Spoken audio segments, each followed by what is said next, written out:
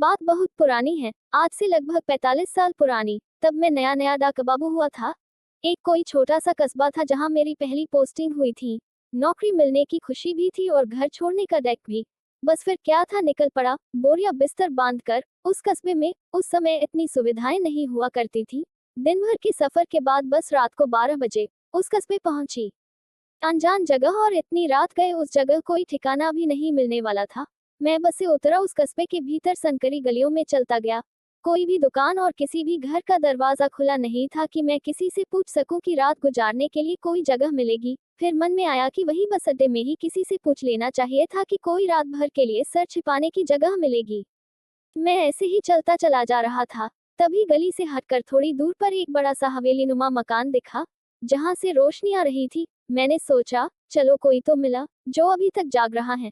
इसी के घर वालों से पूछते हैं कि यहाँ कोई रात भर के ठहरने की व्यवस्था हो जाए तो। मैं उस बड़े मकान के पास पहुंचा तो वो सच में मकान नहीं, हवेली ही थी। दरवाजे के पास जाकर उसे खटखटाते वक्त थोड़ा संकोच तो हुआ, लेकिन मैंने भी बेशर्म बनकर दरवाजा खटखटा ही दिया। क्या करूं, मजबूरी थी। दरवाजा खटखटाते ही एक नवयुवती ने दरवाजा खोला, जो कि घूंघट में थी। मैंने उसे अपनी समस्या बताई और साथ में अपना नियुक्ति पत्र भी दिखाया। उसने मेरी बात पर भरोसा कर लिया। फिर वो बोली, अगर आपको ऐतराज ना हो तो रात भर के लिए आप यहीं हवेली में रुक सकते हैं। बाहर की ओर इस हवेली के साथ लगा हुआ एक नौकरों वाला कमरा है। सारा जरूरत का सामान वहाँ है, जैसे कि बिस्तर वगैरह। बस मैं आपके लिए उस कमरे में पीने का साफ रख देती हूँ और कुछ जलपान की व्यवस्था कर देती हूँ। मैंने कहा, इसकी कोई आवश्यकता नहीं है, आप सिर्फ पीने का पानी रख दीजिए और वो कमरा बता दीजिए कहाँ है। बस वो ही बहुत होगा मेरे लिए। इतना क्या कम है कि रात भर के लिए सर छुपाने की जगह मिल गई।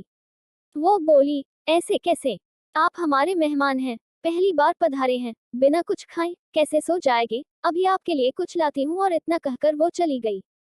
थोड़ी देर बाद कुछ बेसन के लड्डू और नमकपारे लेकर मेरे सामने हाजिर हुई। बोली, अंडस्को लीजिए, आप जलपान ग्रहण करें। मैं अभी आपके लिए पीने का पानी लेकर आती हूँ। और थोड़ी देर में वो एक छोटा सा मटका लेकर हाजिर हुई। थोड़ी देर खड़ी रहकर बोली, एक बात कहनी थी आपसे। मैंने कहा, कहिए। वो सकुचाते हुए बोली, ये पत्र मैंने अपने पति को लिखा है। वो परदेश गए थे पढ़ने, अभी तक लौटे नहीं हैं। आप तो डाका बाबू हैं, क्या ये पत्र आप मेरे पति तक पहुंचा देंगे? मैंने कहा, क्यों नहीं। और वो पत्र मैंने उससे ले लिया और वो चली गई। मुझे रात को बहुत गहरी नींद आई। सुबह किसी शोर से मेरी नींद खुली। शायद रोड पर कोई नगर पालिका का कर्मचारी झाड़ू लगा रहा था। मैं बाहर आया। वो आदमी मुझे देखकर चौंक गया। मैंने उससे पूछा, क्या हुआ? उसने कहा, आप इस 100 साल पुरानी टूटी फूटी हवेली में क्या कर रहे हैं? मैंने कहा, नहीं तो, ये तो रात को एकदम सही सलामत थी। उसने कहा, ऐसा ही होता है, यहाँ जो भी आता है। 100 साल पहले इस हवेली की मालकिन ने अपने पति का इंतजार करते करते यहाँ दम तोड़ दिया था, लेकिन वो कभी किसी को नुकसान नहीं पहुँचाती।